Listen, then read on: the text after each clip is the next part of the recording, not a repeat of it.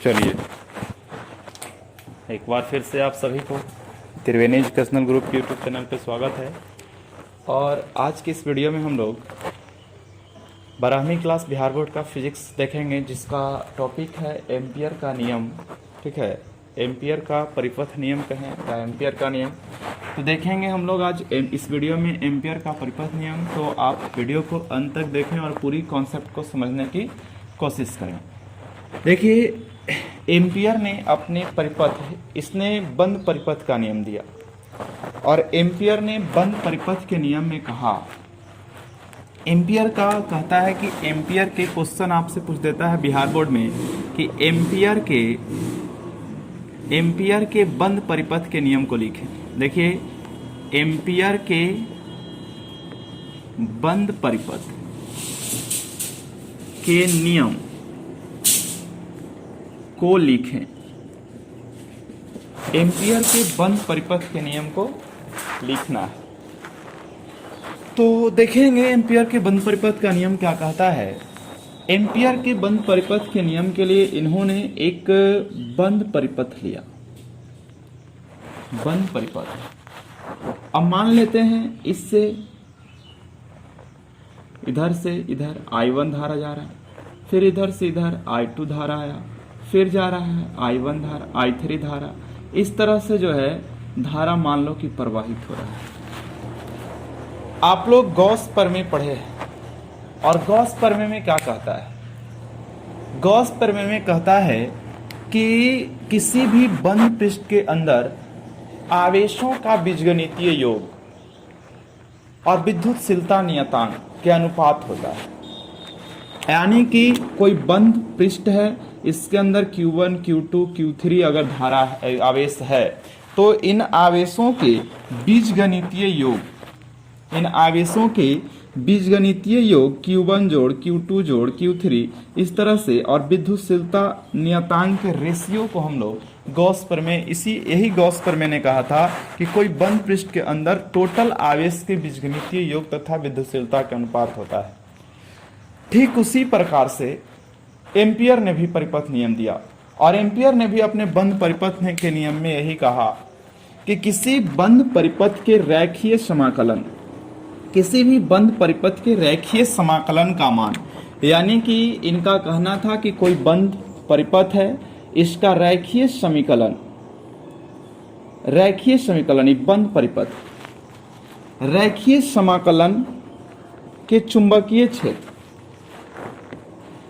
चुंबकशीलता नियतांक और बंद पृष्ठ के अंदर स्थित टोटल धारा के बीजगणितीय योग। तब बीजगणितीय योग को हम किससे लेंगे? सिग्मा। सिग्मा का मतलब टोटल योग, सिग्मा का मतलब यह होता है कि टोटल धाराओं का योग।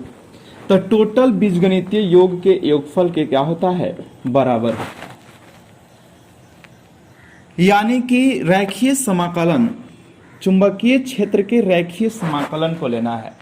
डीएल का मतलब होता है रेखीय समीकरण, एकांक लंबाई में जो करंट जाएगा। तो चुंबकीय क्षेत्र बंद, इसका गोल देने का मतलब है कि बंद परिपथ है। परिपथ कैसा है? बंद है।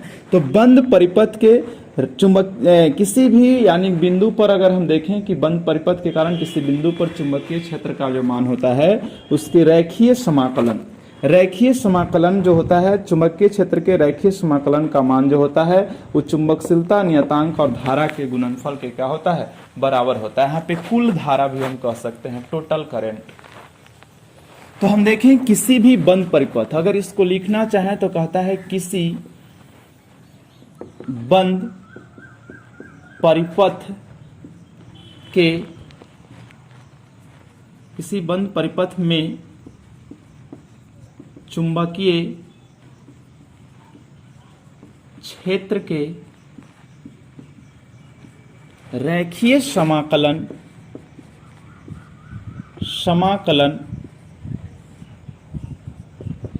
का मान चुंबकशीलता नियतांक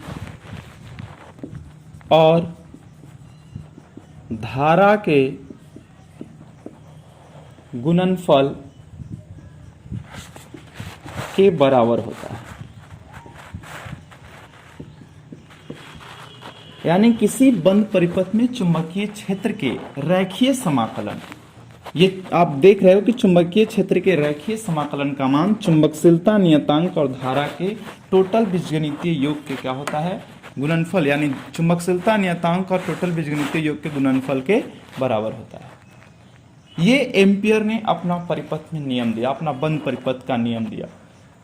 इनका कहना था कि जो धारा ऊपर की ओर जा रहा है उसको पॉजिटिव लेना है, जो नीचे की ओर आ रहा है उसको निगेटिव ले लेना है। यानी कि अगर हम सिग्मा आई इक्वल टू कहें तो हो जाएगा I1 विपरीत दिशा में है माइनस में, फिर ऊपर की ओर गया है प्लस में, फिर ऊपर की ओर गया है प्लस में, यानी कि जो विपरीत दिशा में आएगा उसको माइनस में ले लेना है। तो ये टोटल धाराओं के बीजगणितीय योग और चुंबकशीलता नियतांक के गुणनफल के बराबर होता है।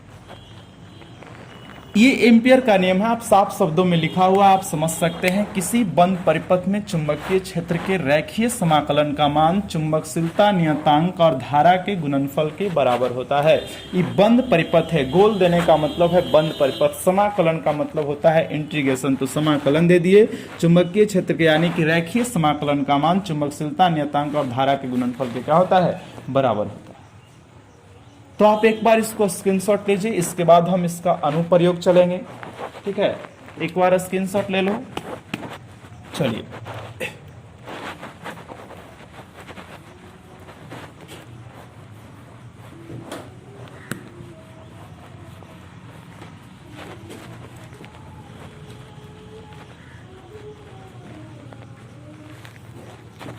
देखिए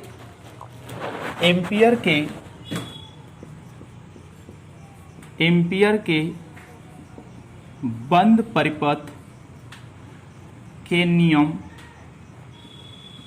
का अनुप्रयोग। देखिए एम्पियर के बंद परिपथ के नियम का अनुप्रयोग देखना है। तो देखिए अनुप्रयोग में कहता है कि किसी सीधे लंबे चालक तार से धारा प्रवाहित होने के कारण किसी बिंदु पर चुंबकीय क्षेत्र के मान के लिए व्यंजक प्राप्त करें। देखो क्वेश्चन क्या कहता है, अनुप्रयोग में कहता है किसी सीधे लंबे चालक तार के कारण किसी लंबे सीधे चालक तार से धारा प्रवाहित होने के कारण किसी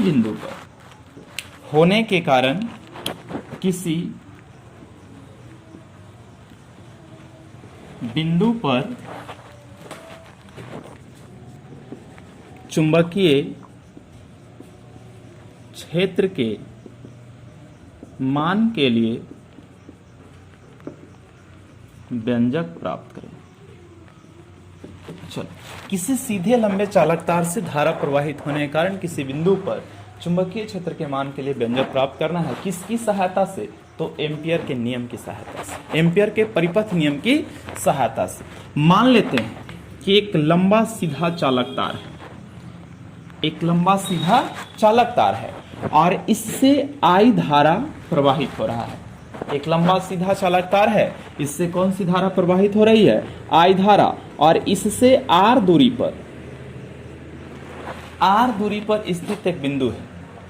R दूरी पर स्थित एक बिंदु है जहां चुंबकीय क्षेत्र का मान क्या है?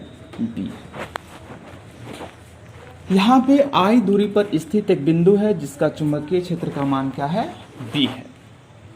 अब आप देख पा रहे होंगे कि यहाँ पे चुंबकीय क्षेत्र का मान B है, तो इसके लिए काल्पनिक हम लोग बंद पृष्ठ की कल्पना करेंगे। एक काल्पनिक बंद पृष्ठ की क्या करेंगे? कल्पना करेंगे। एक पृष्ठ की क्या कर ली? कल्पना। अब देखो कि एक पृष्ठ हम दे दिए कि बंद पृष्ठ है, ये है ना, ये कैसा पृष्ठ है? बंद पृष्ठ। ये बंद पृष्ठ पर यानी इस बिंदु पर R दूरी पर स्थित एक बिंदु है जहां पे चुंबकीय क्षेत्र का मान क्या है? B है। अब आप कल्पना करो, ऐसे देख सकते हैं इसका धारा जो है अंदर की ओर जा रहा है, तो इसका धारा को हम दर्शा देंगे कि यह धारा जो है इस दिशा में चलेगा, इसका धारा जो है इस दिशा में मूव करेगा। अब देखिए यहाँ से इस बिंदु पर चुंबकीय क्षेत्र, हम देखें कि एम्पियर का परिपथ नियम integration B D L dot है, अदिश गुणनफल होता है, बराबर म्यू नॉट इंटू आई, अदिश गुणनफल है। अब देखें कि यहाँ पे अदिश गुणनफल होता है इंटीग्रेशन बी, अगर अदिश गुणनफल है दोनों, तो दोनों का अदिश गुणनफल अगर डॉट प्रोडक्ट हटाएंगे तो कॉस थीटा आता है, बराबर mu not into I. Theta का मान यहाँ पर जो होगा वो 0 डिग्री, थीटा का मान किस डिग्री का आएगा, यहाँ पे 0 डिग्री। तो अगर थीटा 0 डिग्री रख देते हैं तो बी डी एल कॉस 0, और 0 का वैल्यू क्या होता है, 1 होता है, तो यहाँ पे 1 लिखने से कोई फायदा नहीं। तो ये integration B D L into 1। तो आप देख सकते हैं कि यहाँ पे थीटा 0 डिग्री है, यहाँ पे चुंबकीय क्षेत्र का मान डी है। अब हम लगाएंगे एम्पियर का परिपथ नियम। देखिए एम्पियर का परिपथ नियम या बंद परिपथ का नियम भी कह सकते हैं। देखिए एम्पियर का परिपथ नियम क्या कहता है, तो integration B D L cos theta equal to mu not into I. Integration B D L cos theta, चूंकि ये दोनों का अदिश गुणनफल है और अदिश गुणनफल में क्या आता है, कॉस आता है। अब देखेंगे तो integration B D L cos 0 equal to mu not into I, ठीक है। अब देखेंगे कि इंटीग्रेशन बी डी एल, तो integration B D L cos 0 के वैल्यू 1, तो बराबर म्यू नॉट इंटू आई। देखो तो इंटीग्रेशन बी डी एल बराबर म्यू नॉट इंटू आई है, तो बी यहां पे आप देख सकते हैं कि डॉक्टर साहब एल के, तो इलाज भी किसका होगा, एल के, तो बी बाहर, integration D L equal to mu not into I. Current जो होगा वो इधर कहां से कहां तक जाएगा, तब 0 से 2 पाई आर तक। एक चक्कर लगाने में कितना डिस्टेंस तय करेगा, तो एक चक्कर ही वृत्ताकार है पथ, तो इसका परिधि जो होगा वो 2 पाई आर, एक चक्कर में 2 पाई आर डिस्टेंस जाएगा, तो 0 से कहां तक, 2 पाई आर तक। तब b इंटू आप देख सकते हैं कि b इंटू देख सकते हैं कि l dl के इंटीग्रेशन l 0 से 2 पाई r बराबर म्यू नॉट इंटू आई। अब बात करें तो b into 2 pi r minus 0, चूंकि अब ऑपरेशन कर दिए, सेपरेट रूम भी दे दिए, अब बेचारा जा रहा है घर, तो पहले टोपी पहनाएंगे, फिर जूता पहनाएंगे, भेज देंगे इसको घरे, म्यू नॉट इंटू आई। अब देख लीजिए कि b गुना 2 pi r equal to mu not into I, तो b इक्वल टू क्या होगा, म्यू नॉट इंटू आई बटे 2 पाई r। ये फॉर्मूला निकल करके आता है। अगर इस फार्मूला में थोड़ा सा हम पाउडर क्रीम लगा दें तो इसका फार्मूला जो होगा,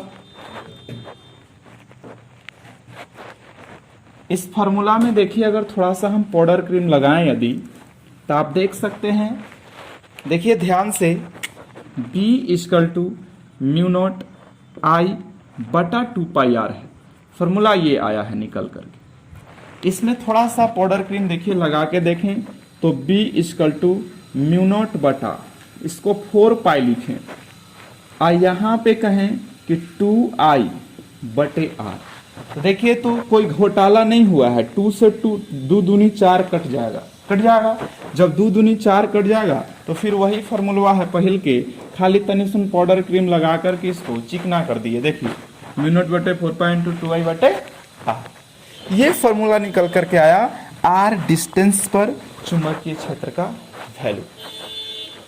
तो आप कुछ नहीं था इसमें, केवल हम इंटीग्रेशन किए हैं और बाकी लिमिट लगाते गए हैं, आपका फार्मूला ऑटोमेटिक निकलते गया है, इसमें हमारा कोई योगदान नहीं है, सिर्फ लिमिट है। आप मैथ के स्टूडेंट हो, आप देख सकते हो कि लिमिट लगा है और लिमिट के बाद आपका फार्मूला जो है निकल करके आ गया है। म्यू नॉट बटे 4 पाई का वैल्यू लिख देते हैं, म्यू नॉट बटे 4 पाई का वैल्यू होता है 10 के पावर माइनस 7।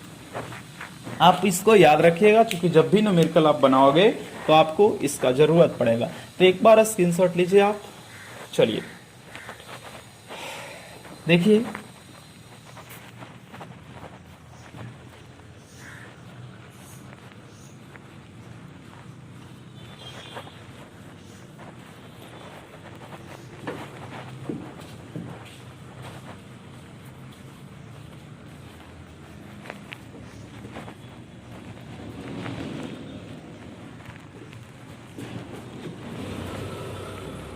अब देखो अगला नंबर, दूसरा अनुप्रयोग है इसका।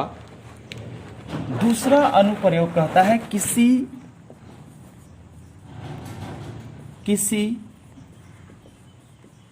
बेलनाकार चालक से धारा प्रवाहित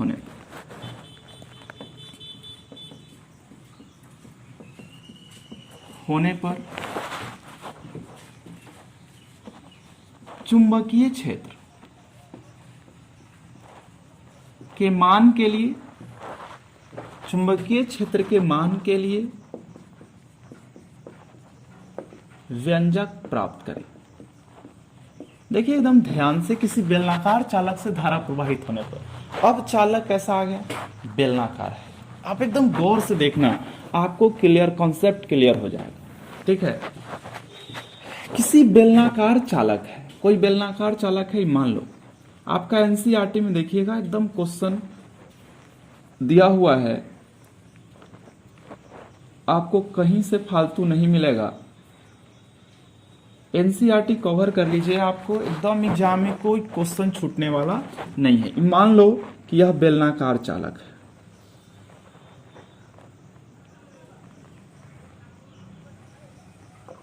ये चालक ऐसा है, बेलनाकार है।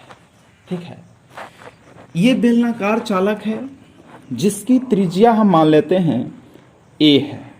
जिसकी त्रिज्या क्या है? ए। ए है, इसके सेंटर से, इससे आई धारा प्रवाहित हो रहा है। धारा क्या प्रवाहित हो रहा है? आई। इससे प्रवाहित धारा क्या? आई है। यहां से हम मान लेते हैं कि यहां एक बड़ी आर डिस्टेंस पे, बड़ी आर डिस्टेंस पे चुंबकीय क्षेत्र का मान जो है वो बी है।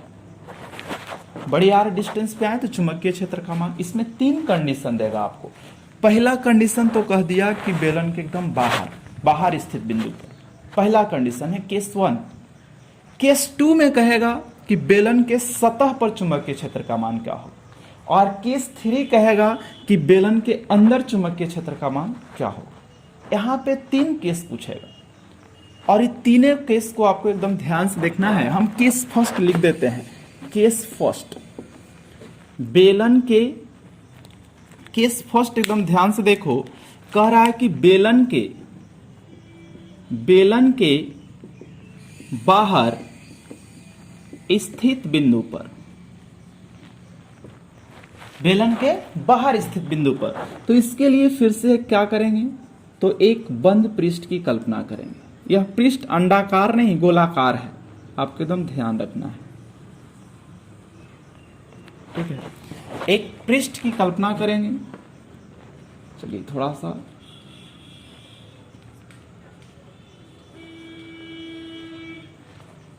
ठीक है, यह पृष्ठ जो है गोलाकार पृष्ठ की कल्पना कर ली। ये कल्पना है या पृष्ठ है। चलिए यहां पे चुंबकीय क्षेत्र का वैल्यू क्या है? बी है। यहां भी थीटा का वैल्यू कितना डिग्री आएगा? 0 डिग्री ही आएगा। इस बात को आपको एकदम ध्यान में रखना है। अब देखो ध्यान से कि आर दूरी पर बेलन की त्रिज्या ए है, आई धारा प्रवाहित हो रहा। अब यहां से अगर हम देखें तो लगा देना है एम्पियर के परिपथ नियम, एम्पियर के परिपथ नियम से। तो एम्पियर की सहायता से ही कहा, एम्पियर के नियम की सहायता से, तो हम नियम की सहायता से ही चलेंगे। एम्पियर के परिपथ नियम से हम देखें तो इंटीग्रेशन बंद परिपथ के लिए B D L cos theta बराबर है म्यू नॉट इंटू आई है। एकदम कोई डिफिकल्ट नहीं है, सेम फॉर्मूला है। आप देख सकते हो कि integration B D L cos zero बराबर म्यू नॉट इंटू आई, और कॉस जीरो का वैल्यू आपको पता है 1 होता है, तो यहाँ पे हम खाली बी डी एल कर देते हैं। अब देखिए डॉक्टर साहब एल के, तो इलाज भी करेंगे एल के, बी को कहेंगे कि आप ऑपरेशन थिएटर से कहाँ रहिए, बाहर। अब इनको बाहर करके गेट को लॉक कर देते हैं, है ना। अब देखिए लिमिट कहाँ से कहाँ, तो 0 से 2 पाई आर तक। कौन सी आर देंगे, बड़ी आर, क्योंकि आर क्या है, बड़ी आर, तो है ना, इसको कल्पना कर दीजिए। तो आप देख सकते हैं कि इंटीग्रेशन 0 से 2 पाई आर। इसके बाद देखें तो b इंटू एल का इंटीग्रेशन डीएल का एल होता है, तो आप देख लीजिए 0 से 2 pi R equal to mu not into I. एकदम बात को आप समझ पा रहे होंगे, देखिए ध्यान से। b इक्वल टू है एल, तो 2 पाई आर माइनस 0 बराबर म्यू नॉट इंटू आर। तो b इक्वल टू हो जाएगा b इंटू 2 पाई आर बराबर म्यू नॉट इंटू आई, है ना। तो b equal to mu not into I बटे 2 पाई बड़ी आर। 2 पाई क्या है, बड़ी आर है। तो आप देख सकते हो कि b बराबर म्यू नॉट, इसको भी पाउडर क्रीम लगा देते हैं, 4 पाई कर देते हैं और इंटू 2i बटे बड़ी आर। यह देखिए आपका फॉर्मूला निकल गया। ई सतह के बाहर स्थित एक बिंदु है, उस पे चुंबकीय क्षेत्र का मान आपका निकल करके आया। आप सोच रहे होंगे कि वही फार्मूला है, तो जी हाँ वही फार्मूला है, खाली डिस्टेंस त्रिज्या क्या हो गया है, बढ़ गया है। इसके बाद में हम देखें तो बेलन के सतह पर केस 2 है, बेलन के सतह पर, बेलन के सतह पर, है ना। तो बेलन के सतह पर जब हम देखें तो सतह पर क्या हो जाएगा, तो सतह पर त्रिज्या क्या है, a है, तो r इक्वल टू खाली क्या होगा, a, कुछ चेंज नहीं करेगा। सतह पर त्रिज्या a है बेलन के, तो r के जगह पे क्या हो जाएगा, a हो जाएगा। तो b इक्वल टू निकल करके आएगा म्यू नॉट बटे 4 पाई इंटू 2i बटे a। त्रिज्या के जगह पे क्या आ गया, a आ गया, यानी कि r के स्थान पे a हो गया। अब केस 3 कहता है, केस 3 में कहता है कि अंदर स्थित बिंदु, केस 3 कह रहा है कि अंदर स्थित बिंदु पर, तो अंदर मान लिए कि यह बिंदु स्थित। अब इस बिंदु पे हम बात करें तो इसके लिए भी एक बंद पृष्ठ की कल्पना करेंगे। मान लिए कि यह बंद पृष्ठ जो है, यह इसकी त्रिज्या मान लेते हैं छोटी r है, इसकी त्रिज्या क्या है, छोटी r, और यहां से मान लो कि I डैश धारा प्रवाहित होगा। अब कौन सी धारा जाएगा, I डैश, यहां से I डैश धारा जा रहा है, I डैश, ठीक है, यहां से कौन सी धारा जा रहा है, I डैश धारा। तो अब आप बात कर सकते हो केस 3 में, तो हम थोड़ा सा आपको मिटाना पड़ेगा, इधर दिखाने की कोशिश करेंगे कि सबसे पहले तो कि यहाँ त्रिज्या r है। अब यहाँ पे आप ऐसा नहीं कर सकते कि a बराबर छोटी r रख देते, तो आपको त्रिज्या भी देखना होगा। आप त्रिज्या के स्थान पे क्या रखोगे, है ना, r के जगह पे, a के जगह पे तो मान लेते हैं कि छोटी r आप रख दीजिएगा, लेकिन आपको यहाँ I डैश के स्थान पे, चूंकि आपको देख सकते हैं कि यह जो सरफेस है, आप आधार देख रहे हैं, इस टोटल क्षेत्रफल से, अनुप्रस्थ काट के क्षेत्रफल से I धारा जाता है, और जब अनुप्रस्थ काट के क्षेत्रफल से I धारा जाता है तो पूरे में I जा रहा है, तो इसके अंदर यह आकार छोटा हो गया है, तो उस छोटा आकार में कितना धारा जा रहा होगा, इस बात पे आपको गौर करना होगा। तो आप देख सकते हैं कि अनुप्रस्थ काट के क्षेत्रफल से I धारा जा रहा है, तो इस अनुप्रस्थ काट का जो क्षेत्रफल है इस अनुप्रस्थ काट का क्षेत्रफल कितना होता है, तो इसका क्षेत्रफल आप देख सकते हैं कि वृत्त के क्षेत्रफल के बराबर होता है, क्योंकि बेलन के आधार जो होता है वो वृत्ताकार होता है, और बेलन के आधार वृत्ताकार है तो इतना ही क्षेत्रफल से आई धारा जा रहा है। जब इतना ही क्षेत्रफल से आई धारा जा रहा है तो बेलन वृत्त के क्षेत्रफल के बराबर होता है, तो वृत्त के क्षेत्रफल पाई आर स्क्वायर होता है। आपको इधर साइड में हम लिखें वृत्त का क्षेत्रफल, तो आप देख सकते हैं पाई आर स्क्वायर। यहां पे हम देखें तो यही अनुप्रस्थ काट के क्षेत्रफल से जा रहा है, तो इसका त्रिज्या आर नहीं है बल्कि ए है, तो हम कहेंगे कि पाई ए स्क्वायर से, चुकी के हिसाब से, चुकी पाई ए स्क्वायर से, पाई ए स्क्वायर से कितना धारा जा रहा है, से आई धारा प्रवाहित हो रहा है। तो इसीलिए एक है ना, एक क्षेत्रफल से, 1 मीटर क्षेत्रफल से, 1 मीटर स्क्वायर क्षेत्रफल से कितना धारा जाएगा, तो आई बटा कितना, पाई ए स्क्वायर, आई बटे पाई ए स्क्वायर हो जाएगा। तो इसका क्षेत्रफल आप देख सकते हैं कि कितना होगा, तो इसका क्षेत्रफल जो होगा पाई छोटी आर स्क्वायर, इसका क्षेत्रफल आप देख सकते हैं कि छोटी आर है त्रिज्या, तो इसका जो क्षेत्रफल अनुप्रस्थ काट के आएगा वो पाई छोटी आर स्क्वायर, तो आप कह सकते हैं, तो इसलिए पाई छोटी आर स्क्वायर से कितना धारा जाएगा, तो आई बटे पाई ए स्क्वायर गुने पाई आर स्क्वायर, पाई से पाई कैंसिल, तो आ गया आई आर स्क्वायर बटे ए स्क्वायर। आप देख सकते हैं, नहीं दिख रहा है तो आप इधर देखो कि आई आर स्क्वायर बटे ए स्क्वायर, है ना, आई आर स्क्वायर बटे ए स्क्वायर, यही निकल करके आया आई डैश। क्या निकल करके आया, आई डैश, यानी कि इसको हम बड़ी आई भी कहें तो कोई दिक्कत नहीं है, जब आई डैश कह रहे हैं तो आई डैश निकल करके आ गया आई डैश। तो आई डैश में कितना धारा जा रहा है, तो आई आर स्क्वायर बटे ए स्क्वायर। अब हम लोग चलेंगे, ठीक है, अब हम लोग चलते हैं इसमें कि अंदर जो है स्थित बिंदु है वो केस 3 में चलें। तो ध्यान दीजिए, इधर मिटा रहे हैं आप, जो है एक बार स्क्रीनशॉट कर लीजिए, यहाँ पे कुछ नहीं, एम्पियर के परिपथ नियम स्क्रीनशॉट कीजिए, इसके बाद आगे बढ़ते हैं।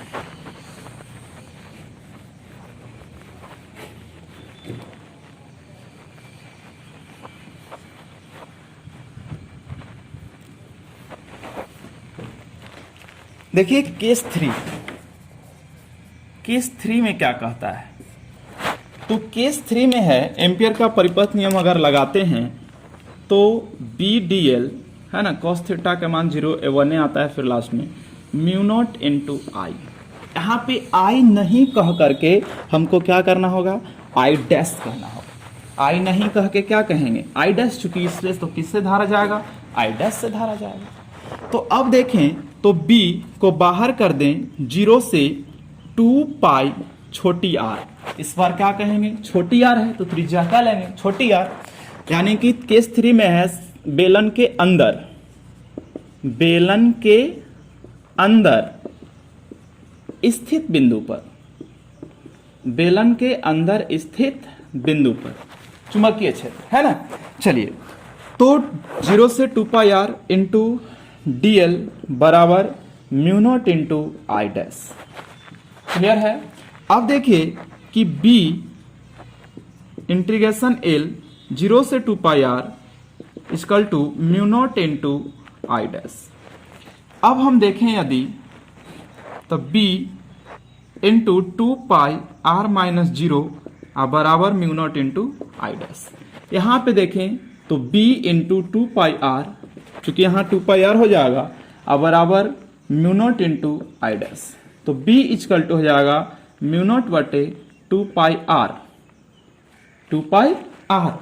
Into I dash. तो आई डैश के मान आप रख सकते हैं। अब तो देखिए आई डैश का वैल्यू क्या आया है, आई आर स्क्वायर बटे ए स्क्वायर, तो आई आर स्क्वायर बटा है ए स्क्वायर। एक आर से, छोटी आर यहां भी है और छोटी आर ऊपर भी है, तो एक आर से एक आर कैंसिल हो जाएगा, होगा कि नहीं होगा? होगा। तो अब देखिए b इक्वल टू आ गया म्यू नॉट बटे 2 पाई, म्यू नॉट बटा 2 पाई और इंटू आई बटा ए स्क्वायर। क्लियर है? तो आप इसको यह भी कह सकते हैं कि पाउडर क्रीम लगा दीजिएगा तो म्यू नॉट बटे 4 पाई इंटू 2i बटे ए स्क्वायर। तो यह निकल करके आ गया सतह के अंदर। यह कहां निकल के आया? सतह के अंदर स्थित बिंदु पर चुंबकीय क्षेत्र। तो बेलनाकार चालक में तीनों कंडीशन हमने बताया आपको। कुछ नहीं करना है, चूंकि के हिसाब से आप मैथ बनाए होंगे कि 1 दर्जन केला के दाम यदि 30 रुपया है तो 3 केला के दाम कितना होगा, है ना? तो आप 1 दर्जन केला तो 12 केले का दाम, तो 12 केले के दाम आप समझ सकते हैं। चूंकि के हिसाब से आप निकालते हैं कि 12 केला के दाम 30 रुपया, तो 1 केला के दाम 30 बटे 12, तो 3 केला के दाम तो 3 से गुना आप निकाल लेते हैं। उसी प्रकार से निकालना है कि पाई ए स्क्वायर से आई धारा जा रहा है, चूंकि इसका अनुप्रस्थ काट का क्षेत्रफल कितना है, टोटल अनुप्रस्थ काट का क्षेत्रफल जो है वो आप पाई ए स्क्वायर है, चूंकि इसकी त्रिज्या ए है। तो पाई आर स्क्वायर से आई धारा जा रहा है, तो एक क्षेत्रफल 1 मीटर स्क्वायर क्षेत्रफल से कितना धारा जाएगा, तो 1 i बटे पाई ए स्क्वायर। तो पाई आर स्क्वायर, चूंकि यहाँ त्रिज्या कितना है, आर है, छोटी आर, तो इसका पाई आर स्क्वायर लेंगे तो पाई आर स्क्वायर से गुना कर देंगे, तो आई बटे पाई स्क्वायर गुने पाई आर स्क्वायर, पाई से पाई कैंसिल, तो आई आर स्क्वायर बटे ए स्क्वायर, आई डैश का वैल्यू आ गया। तो आई डैश का वैल्यू यहाँ पे हम खाली पुट करेंगे तो इसका वैल्यू निकल करके चला आया। अब देखिए आप एक बार स्क्रीनशॉट इसको भी करें, ठीक है? इसके बाद हम एक बार आपको लिख देते हैं, आपको क्लियर हो जाएगा।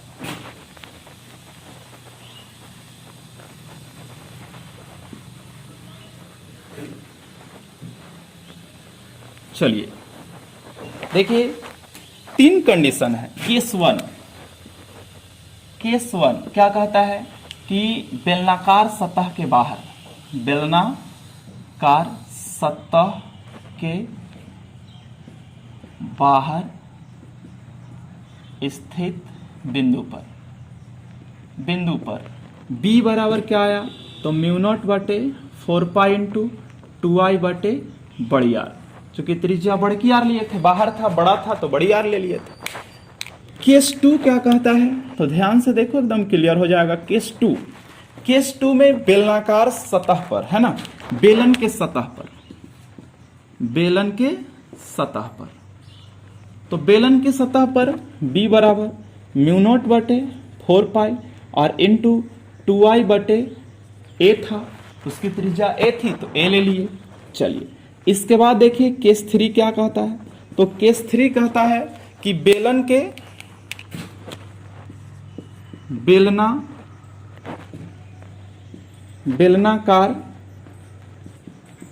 बेलनाकार सतह के अंदर स्थित बिंदु पर, तो अंदर स्थित बिंदु पर लें तो आपका आ जाएगा p equal to mu naught बटे 4 पाई इंटू, देख सकते हैं 2i बटे ए स्क्वायर है, 2i बटा ए स्क्वायर, 2i r छोड़ दिए हैं, देखिए r छुटा हुआ है तो 2i r हो जाएगा, छोटी r यहाँ पे रहेगा, 2i r बटे ए स्क्वायर। तो आप अब समझ सकते हैं, यहाँ पे देखिए एक r से एक r काटे थे तो एक r आपका बचा हुआ था।